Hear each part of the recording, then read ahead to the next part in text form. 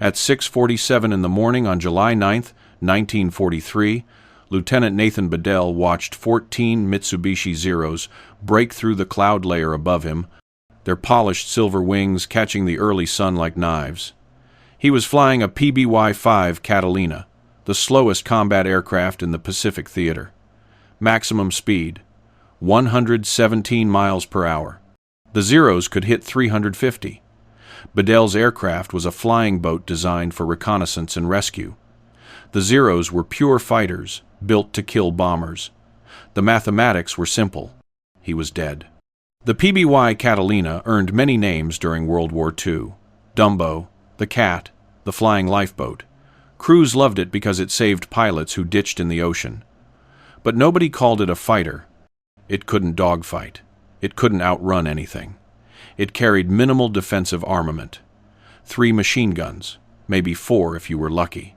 Against 14 Zeros with 48 machine guns and 14 cannons combined, a PBY had no chance.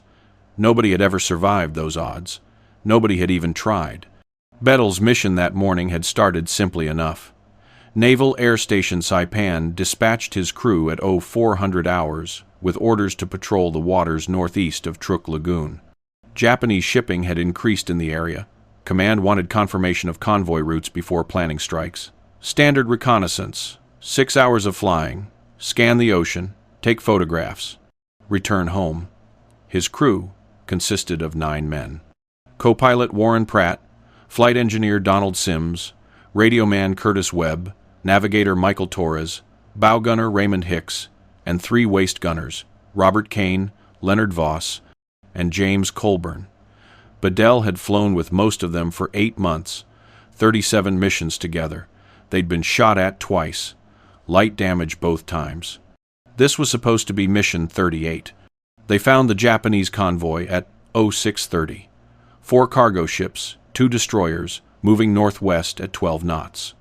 Torres photographed them from 8,000 feet. The convoy didn't react. No anti-aircraft fire, no fighter patrol visible. They turned for home.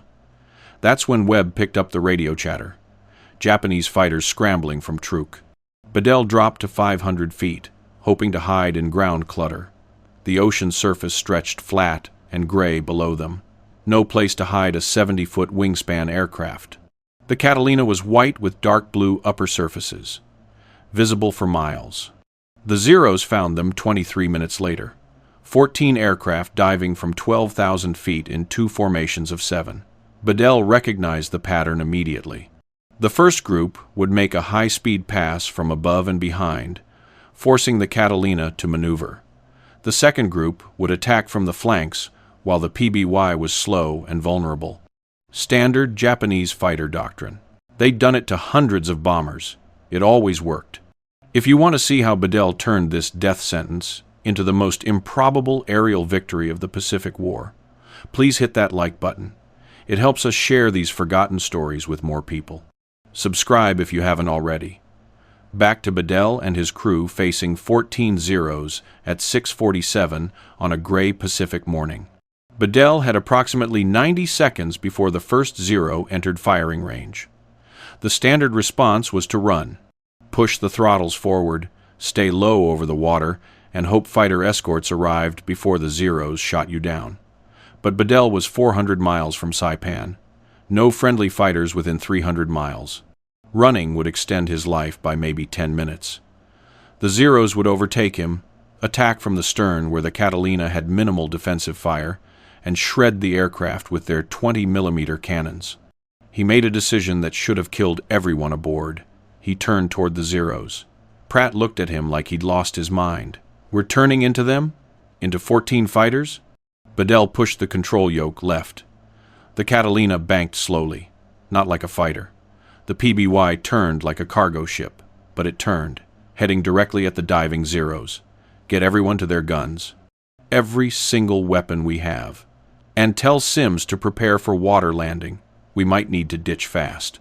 The PBY-5 Catalina carried 3 Browning .50 caliber machine guns as standard armament. 1 in the nose turret operated by the bow gunner. 2 in waist blisters, 1 per side. Some PBYs received field modifications adding additional guns. Bedell's aircraft had one extra weapon, a single .30 caliber machine gun mounted in the tunnel position underneath the fuselage, operated by lying flat and firing through a small opening.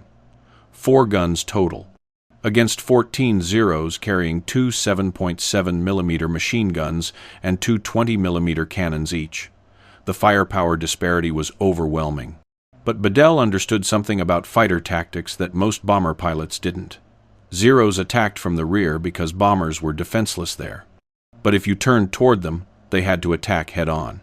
And head-on attacks were dangerous for fighters, closing speeds over 500 miles per hour, both aircraft firing at each other. The bomber might die, but the fighter risked death too.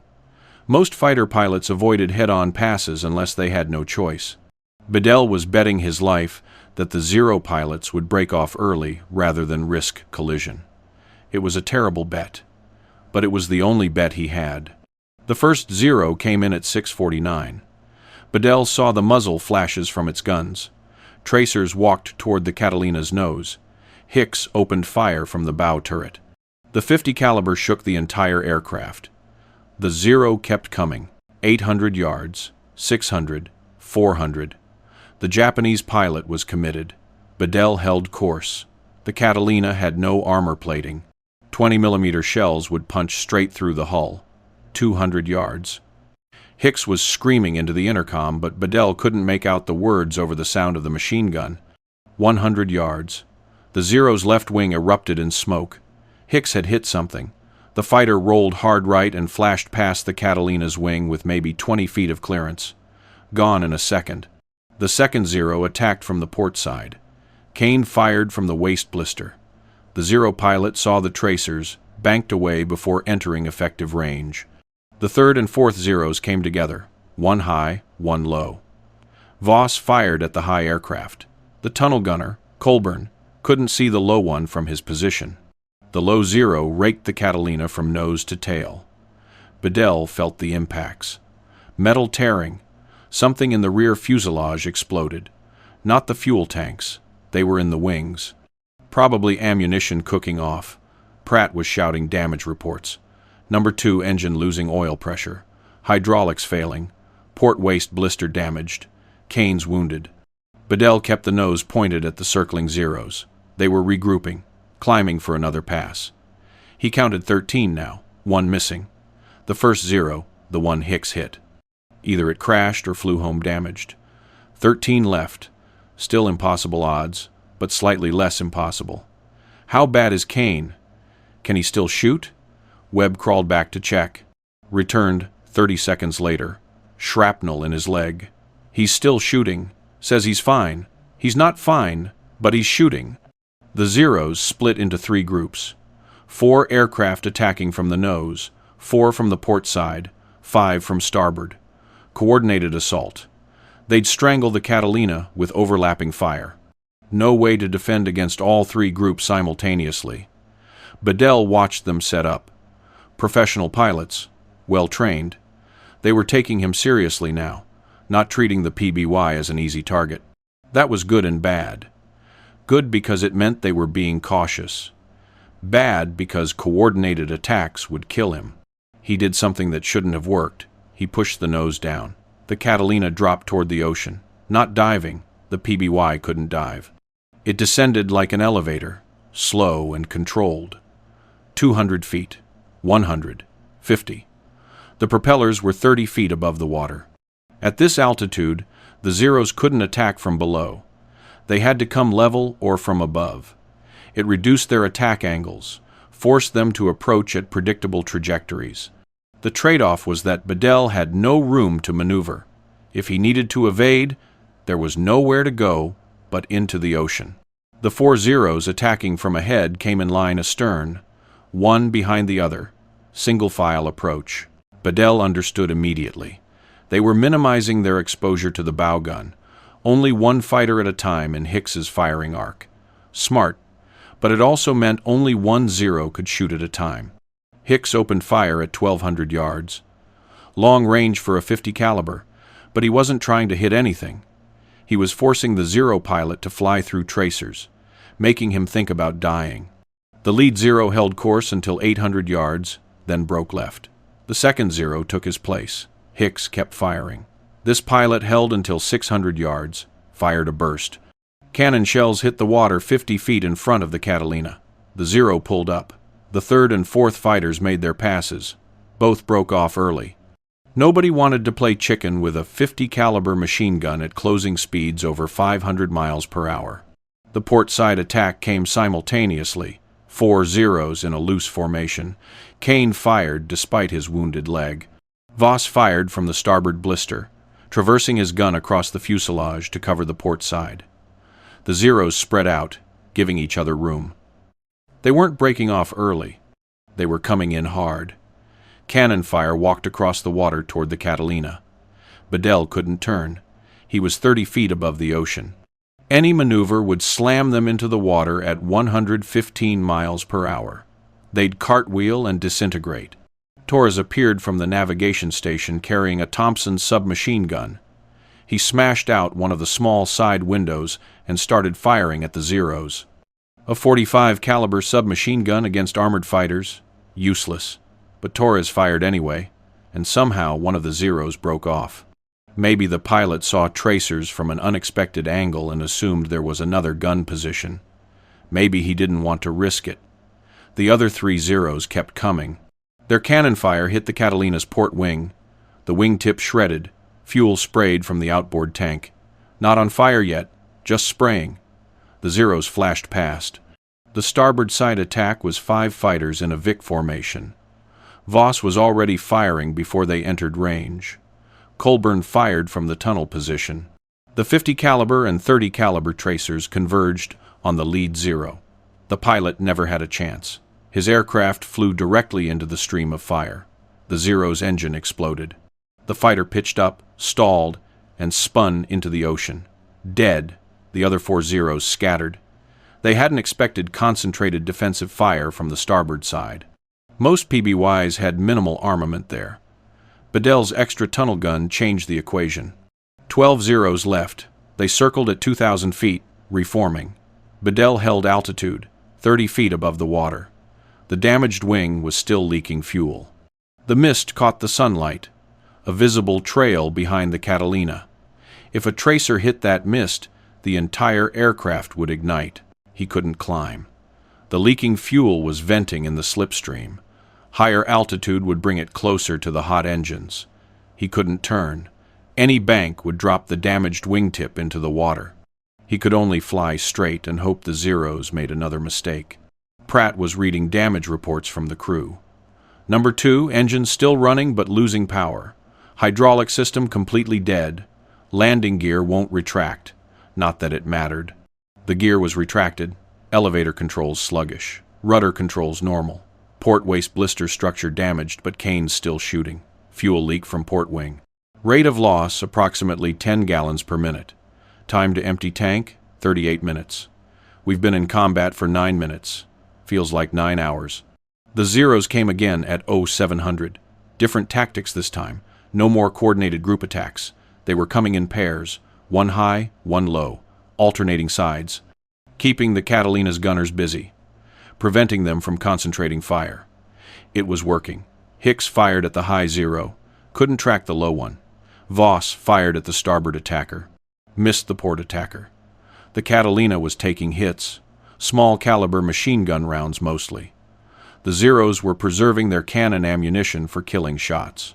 Sims appeared from the flight engineer's station. Number 2, engines going to seize. Temperature's critical. Oil pressure's gone. We need to shut it down. Bedell shook his head. If we shut it down, we lose 20% of our power. We're barely maintaining altitude as it is. We can't fight on one engine. Run it until it explodes. That's an order. Sims stared at him, then crawled back to his station. The number 2 engine kept running. The temperature gauge was buried past the red line. The engine was destroying itself, but it was producing power. A Zero attacked from directly astern. The Catalina's blind spot. No gun coverage there. The Japanese pilot knew it. He lined up carefully. 400 yards, 300, 200. Bedell couldn't see him. Pratt was shouting, "Behind us! 6 o'clock! Can't shoot! Can't shoot!" The Zero opened fire. 20-millimeter shells tore through the tail section. The rudders shredded. The vertical stabilizer holed. Bedell felt the controls go mushy. The rudder cables were damaged, maybe severed. He tried to turn using rudder alone. Nothing. The pedals moved, but the aircraft didn't respond. Webb left his radio position, crawled back to the tail section, returned 2 minutes later. Rudder controls are shot. Cables are cut. Torres says he can see through the tail from the inside. There's holes you could throw a football through. Bedell tested the ailerons. Still working. He could bank using ailerons alone. Couldn't turn efficiently, but he could change direction. The Zero made another stern attack. Same approach, same result. More holes in the tail. The entire empennage was disintegrating, but the Catalina kept flying. The PBY's tail was built using a metal frame covered with fabric. The fabric was shredding, but the frame held. As long as the frame held, the tail provided some stability. 11 Zeros remained. They were circling now at 500 feet. Close, conserving fuel probably. They'd been in combat for 13 minutes. Fighter endurance was always a concern. The Zeros had drop tanks, but even with external fuel, they had maybe 90 minutes of flight time. If Bedell could survive another hour, they'd have to break off and return to Truk. 60 more minutes. He checked his fuel gauges. The port wing was still leaking. 23 minutes until that tank was empty. Then they'd be flying on the starboard wing tanks alone. The weight imbalance would make the aircraft almost uncontrollable. Pratt pointed at the number 2 engine. It's smoking. White smoke first, then gray, then black.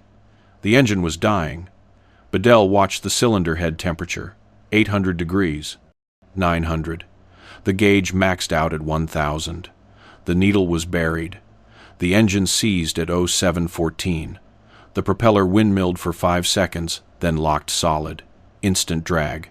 The Catalina yawed hard to port. Bedell compensated with full right aileron and throttle on the number 1 engine. The aircraft leveled but was flying sideways through the air, crabbing. The asymmetric thrust and dead rudder meant he couldn't fly straight. He was aimed northeast but flying east. The drift angle was approximately 15 degrees. 2 Zeros attacked immediately. They'd been waiting for the engine failure. Both came from the starboard side, knowing the Catalina would be slow to respond with only 1 engine providing power on that side. Voss fired at the lead Zero. Hit nothing. The fighter raked the starboard wing. Fuel sprayed. Now both wings were leaking. Bedell did the math. Both main tanks leaking. Fuel consumption from combat power settings. Maybe 20 minutes of flight time remaining. If the Zeros didn't kill him, fuel starvation would. He made another decision that made no sense. He turned toward Truk. The Japanese base was 80 miles northwest. He'd been flying away from it, heading back toward Saipan. Now he turned toward the enemy. Pratt looked at him. "We're heading toward Truk? Are you insane? We'll never make it to Saipan. We're out of fuel in 20 minutes. The Zeros will break off if we fly toward their base. They'll think we're already dead. They'll think they can find us crashed later. It's our only chance." The Catalina turned slowly. 15 degrees, 20, 30. The Zeros watched. They didn't attack during the turn. Bedell completed a full 90-degree heading change. Now pointed northwest, directly at Truk. The Zeros circled higher, waiting, watching, maybe confused. Why would a crippled American flying boat fly toward a Japanese base? It didn't make sense. Unless the crew was trying to ditch close to land, hoping to survive as prisoners rather than drown in the ocean. That explanation fit. The Zeros climbed to 1,000 feet. Fuel conservation. They were waiting for the Catalina to crash. Bedell flew for 6 minutes on the new heading. The fuel gauges unwound steadily. Both wing tanks reading less than 100 gallons combined. The number 1 engine was running hard, compensating for the dead number 2. It couldn't sustain combat power much longer. The oil temperature was climbing. Not critical yet, but trending wrong. 6 minutes toward Truk. Then Bedell turned again. Hard right, east. back toward Saipan. The Zeros reacted immediately. They dove. He'd tricked them, made them think he was giving up, made them relax. Now they were angry. 4 Zeros came in together. No more tactics, no more careful approaches. They were going to kill this PBY and be done with it. All 4 opened fire simultaneously. Cannon shells and machine gun rounds from 4 directions.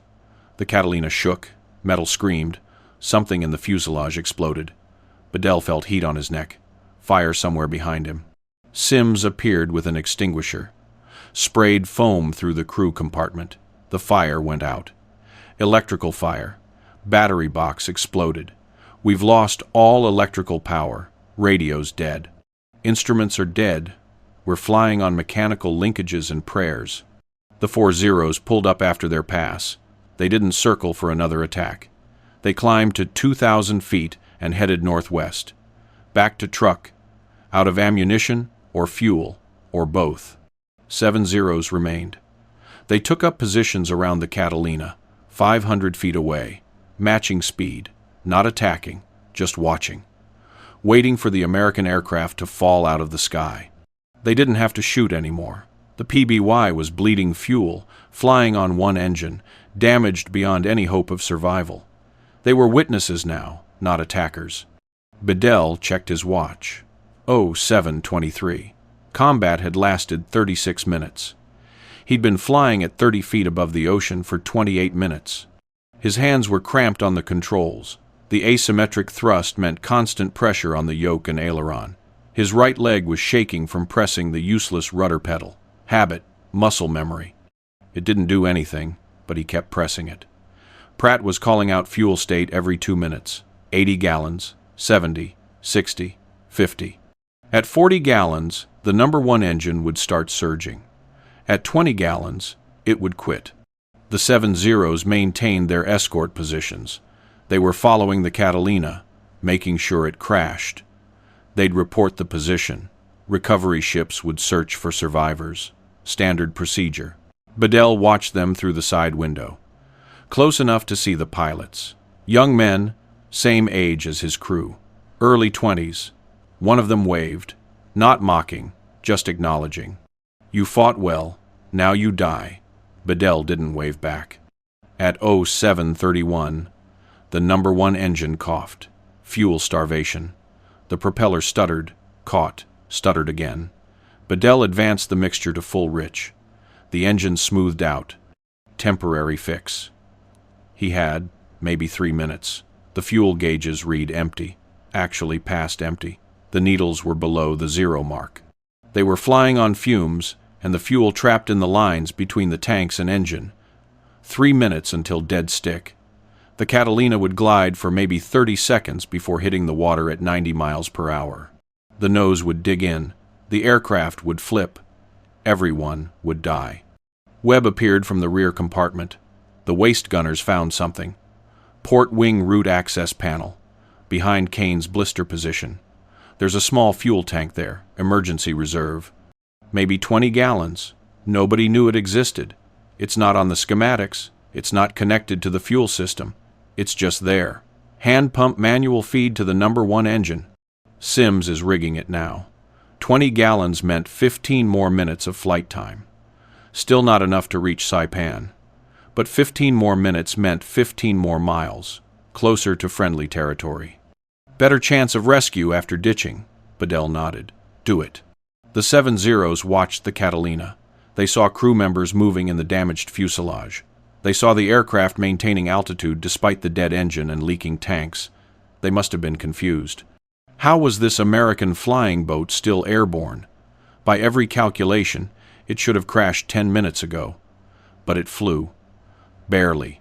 Crabbing through the air at 85 miles per hour, trailing fuel mist from both wings, the tail section mostly fabric strips, the port wing tip missing, one engine seized, the other running on emergency fuel. But flying. At 07:44, Sims got the emergency tank connected.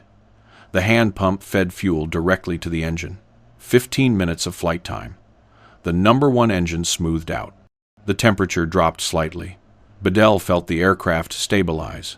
Not much, but enough. He corrected course. East, toward Saipan.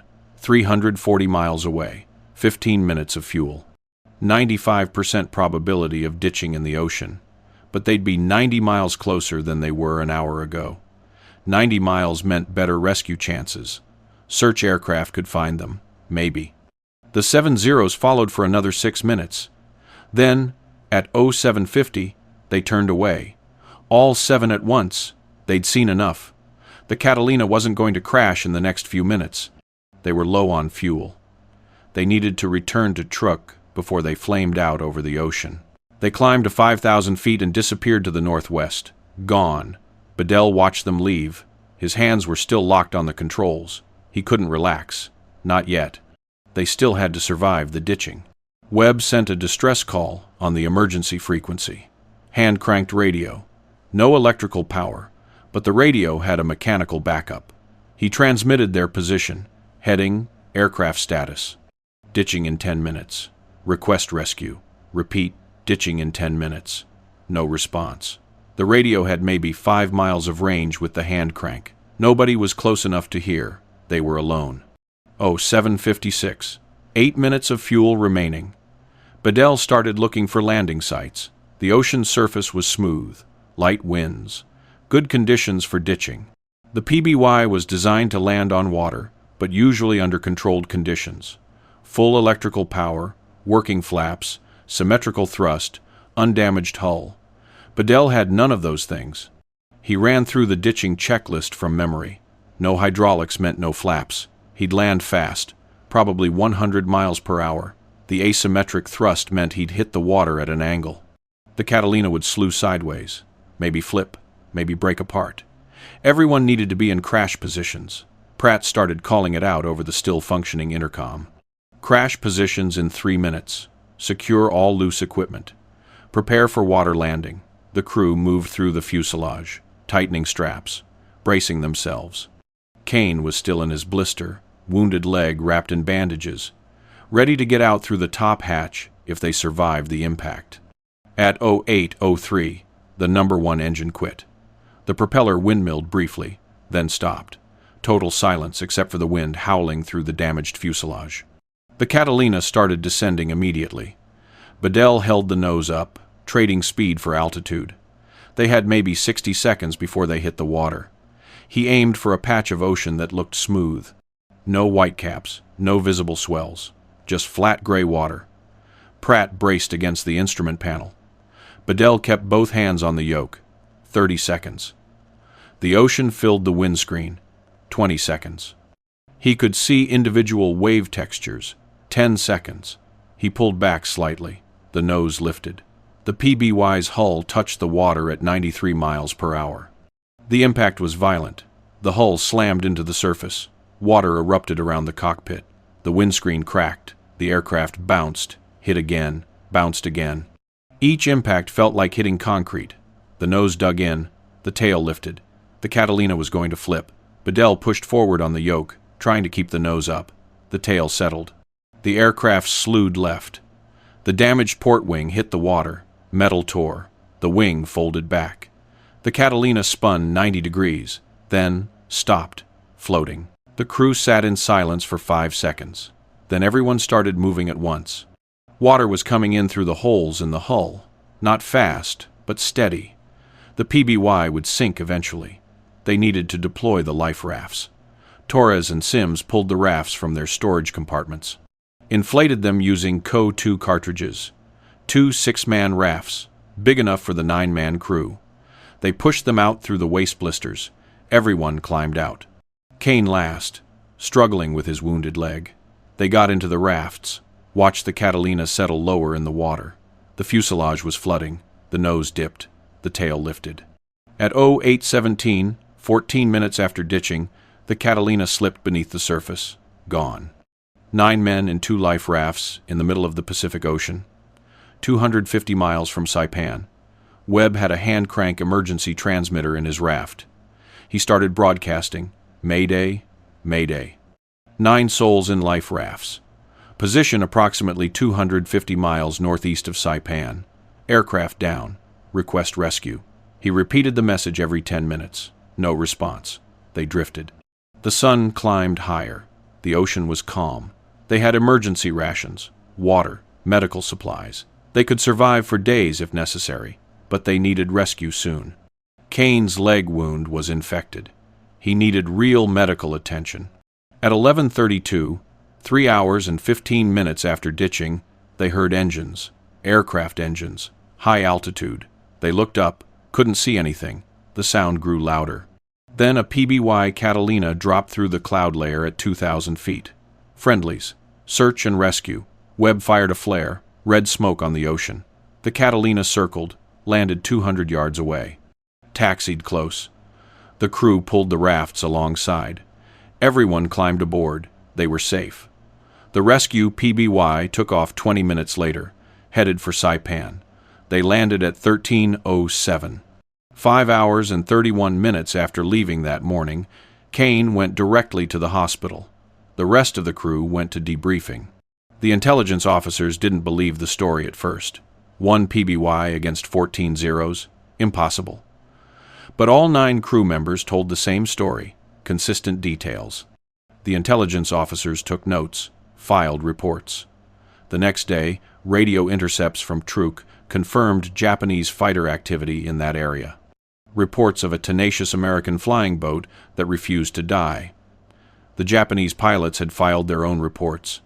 They'd expended most of their ammunition, hit the American aircraft hundreds of times, watched it leak fuel and fly on one engine. The Catalina should have crashed, but it kept flying. The Japanese reports called it unprecedented defensive action by an American patrol aircraft. Bedell received the Navy Cross for the engagement. His citation read, "For extraordinary heroism and distinguished service in combat against enemy Japanese forces." The rest of the crew received distinguished flying crosses. Kane received a Purple Heart for his wound. The medals were presented at a ceremony at Naval Air Station Saipan in August 1943. Bedell never spoke about it publicly. None of them did. That was common. You did your job. You survived. You moved on. But the story didn't end there. The engagement changed how the Navy thought about PBY tactics. Before July 9th, PBYs avoided combat. They were scouts, not fighters. After July 9th, crews knew a Catalina could fight, if necessary. The key was aggressive defensive action. Don't run, turn toward the attackers, force head-on passes. Make the fighters respect your guns. It wouldn't work every time. Probably wouldn't work most times. But it had worked once. That meant it was possible. The PBY Catalina served throughout World War II in every theater. Patrol, rescue, transport, even night torpedo attacks. 3,408 Catalinas, built between 1936 and 1945. They saved thousands of downed aircrew. But only one Catalina ever defeated 14 fighters in single combat. Bedell's crew proved that impossible wasn't absolute. Sometimes courage and skill and a little luck could overcome overwhelming odds. The Japanese pilots couldn't believe one PBY fought off 14 Zeros. Neither could anyone else. But it happened. If this story moved you the way it moved us, hit that like button. Every like tells people these stories matter. Subscribe for more forgotten tales from history. Real people facing impossible odds. Real heroism. Drop a comment and tell us where you're watching from. You're not just a viewer. You're keeping these memories alive. Thank you for watching. Thank you for remembering. These men deserve it.